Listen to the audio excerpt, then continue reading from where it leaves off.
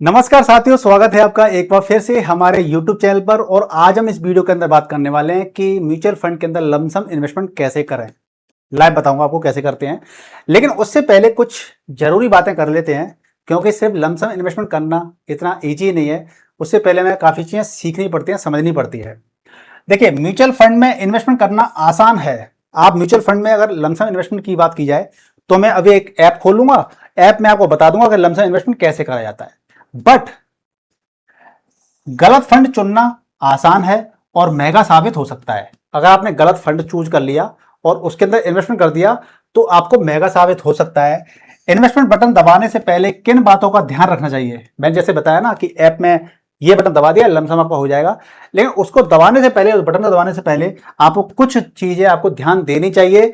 जैसे कि अगर आज आपके पास 1 लाख हो तो क्या आप सभी इन्वेस्टमेंट करने से पहले रिसर्च करेंगे या फिर बिना रिसर्च के ही इन्वेस्ट कर देंगे। आपके पास यदि आप आज 1 लाख रुपए हैं आपके पास, तो क्या रिसर्च करोगे या ऐसे इन्वेस्टमेंट कर दोगे? कमेंट करके बताना जरूर। और हाँ, वीडियो को लाइक और शेयर करना, और चैनल पर यदि आप नए तो चैनल को सब्सक्राइब भी प्लीज जरूर करना। तो लमसम इन्वेस्टमेंट क्या होता है, सबसे पहले इसको थोड़ा समझ लेते हैं कि एक बार में पूरी राशि को इन्वेस्ट कर देना।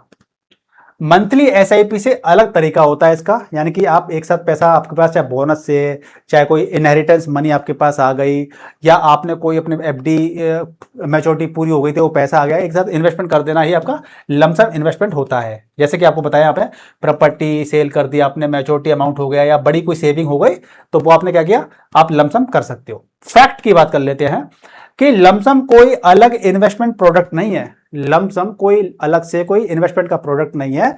जस्ट क्या है, ये एक इन्वेस्टमेंट करने का एक तरीका है, एक टूल है, मोड ऑफ इन्वेस्टमेंट टूल है एक, ठीक है ना, mode of investment lump sum, right.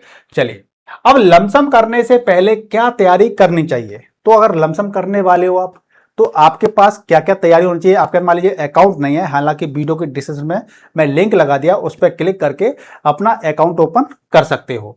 तो आपके पास क्या चाहिए भैया, लमसम करने से पहले आपके पास पैन अकाउंट, अगर आप है आपके पास, और अगर आपके इन्वेस्टमेंट ऐप का अकाउंट नहीं है तो आप इस स्लाइड को थोड़ा स्किप कर सकते हो।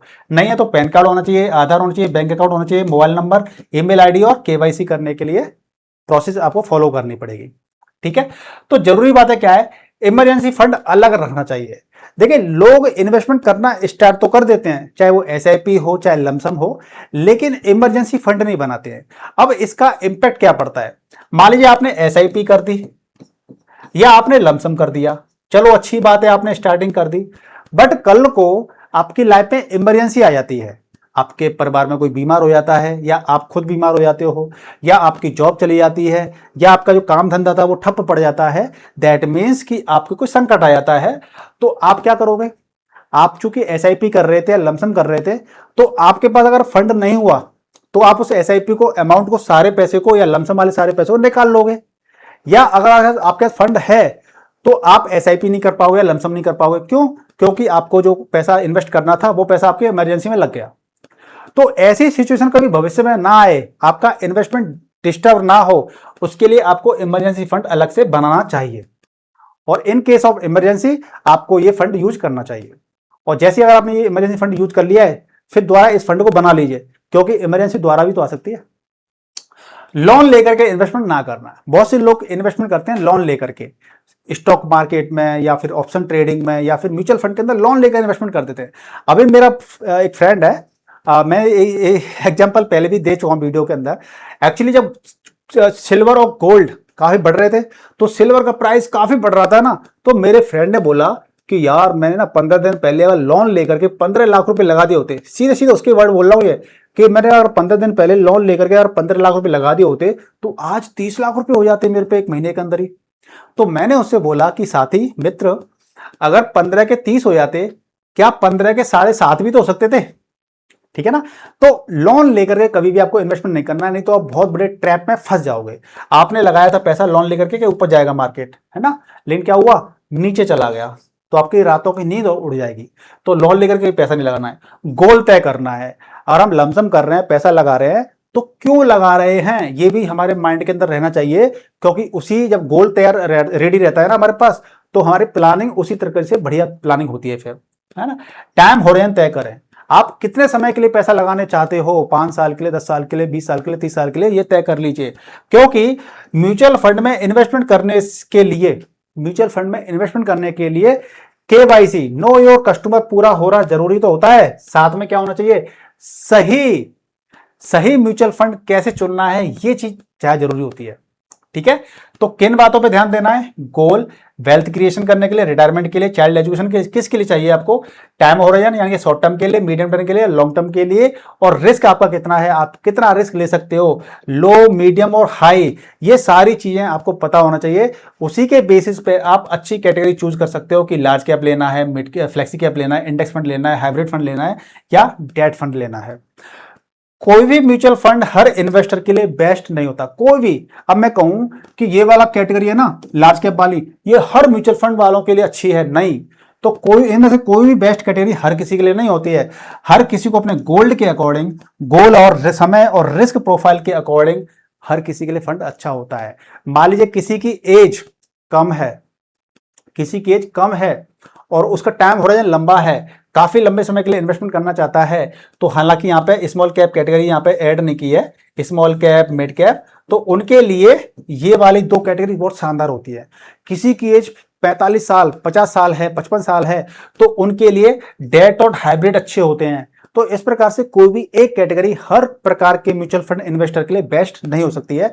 तो वो डिपेंड किस पे करता है, हमारा गोल क्या है, हमारा टाइम होराइजन क्या है, हमारा रिस्क एपेटाइट कितना है, इन 3 फैक्टर के बेसिस पर डिसाइड कर सकते हैं कि आपके लिए अच्छी है, आपके लिए अच्छी है, आपके लिए अच्छी, इस तरीके से, राइट। चलिए, अब फंड चुनते समय हमें क्या देखना चाहिए, फंड चुनते समय हमें उसका एक्सपेंस रेशियो देखना चाहिए, जितना कम होगा उतना बेहतर रहेगा। एयूएम, असेट अंडर मैनेजमेंट, तो असेट अंडर मैनेजमेंट जितना बड़ा होगा उतना ही बढ़िया होता है। मान लीजिए किसी का असेट अंडर मैनेजमेंट 500 करोड़ है, ठीक है, किसी का है 30,000 करोड़ का है सीआर, तो खुद सोचिए कि 30,000 करोड़ का फंड मैनेजमेंट है एओएम और एक का 500 करोड़ है, यानी कि ये नया है और यहां पर विश्वास ज्यादा है लोगों का, इसलिए लोगों ने ज्यादा पैसा यहां पे लगा रखा है। तो एओएम अच्छा खासा होना चाहिए। फंड मैनेजर का अनुभव, जो फंड मैनेजर उस म्यूचुअल फंड को संभाल रहा है वो कितने समय से संभाल रहा है, उसका एक्सपीरियंस क्या है, और वो जितने जितने फंड को संभाल रहा है उसकी परफॉर्मेंस कैसी है। तो भैया ये क्या है, फंड मैनेजर क्या है, जो शिप होता है ना, शिप का मालिक कौन होता है, कैप्टन होता है। तो कैप्टन जितने सही प्रकार से चलेगा ना तो आप मंजिल तक पहुंच जाओगे, नहीं तो टाइटैनिक की तरह बीच में ही डूब जाओगे, है ना। तो हमारा फंड मैनेजर का अनुभव, उसकी क्वालिटी अच्छी होनी चाहिए।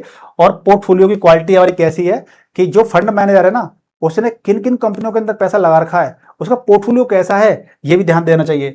और फंड का इन्वेस्टमेंट ऑब्जेक्टिव क्या है, फंड का जो गोल, हर म्यूचुअल फंड का एक ऑब्जेक्टिव होता है म्यूचुअल फंड का, तो उस mutual fund, particular mutual fund का ऑब्जेक्टिव क्या है वो भी देखिए, ठीक है। कंसिस्टेंसी, सिर्फ पिछले 1 साल का रिटर्न मत देखिए। बहुत से लोग क्या करते हैं कि पिछले 1 साल का रिटर्न देख लेते हैं कि अरे 40% का रिटर्न दिया है इसने, उसी फंड के अंदर इन्वेस्टमेंट कर देते हैं।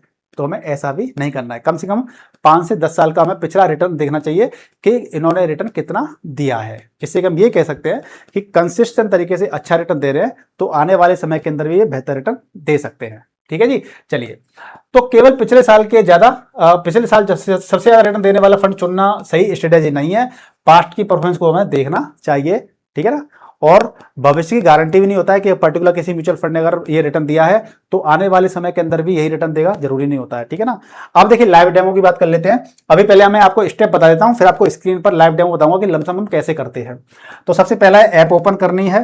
अगर ऐप कोई आपने, अगर आपके पास कोई भी ऐप नहीं है तो वीडियो के डिस्क्रिप्शन में लिंक है, आपको अपना अकाउंट ओपन करने के बाद में आप इन्वेस्टमेंट कर सकते हो।